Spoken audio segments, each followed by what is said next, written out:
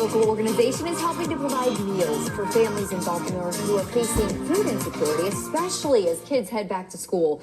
Weekend Backpacks Baltimore is partnering with Heritage MileOne Auto Group to provide children with food bags all month long. And here to tell us more about it is Fred Hassell, there at the end of the couch, Executive Director of Weekend Backpacks Baltimore.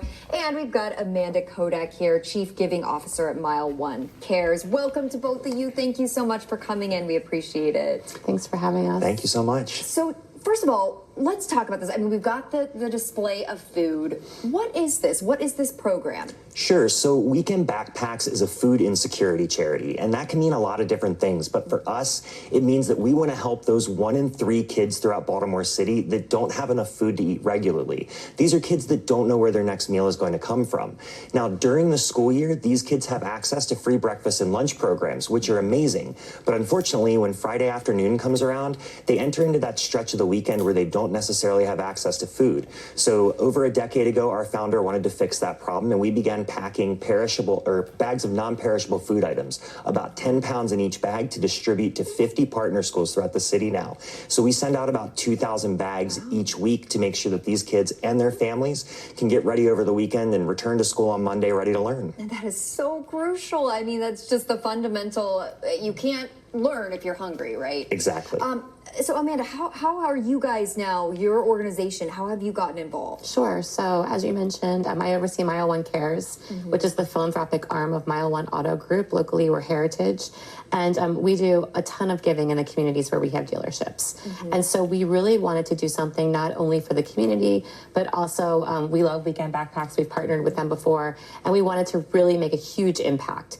And so we decided to fund a month's worth of food, which is 8,000 bags. It's a lot of food. It's a lot of food. And not only did we make a donation to do this, but we're also involving our employees in this to really make it full circle. Not only we like to give away our money, but we also like to have a tangible impact with our employees so they can see what they're doing. They can see how they can really help and have a hands-on experience. What is that impact? I mean, this has been going on. How has this helped families that you've seen personally? So there's a lot of ways to think about it. You know, immediately you think about the fact that each of our bags is designed to carry 3 people over a weekend. So when we're distributing these bags, that's 6,000 people across Baltimore that have access to meals. We also look at the fact that the schools that we're in, we're seeing improvement anecdotally in things like attendance and things like test performance.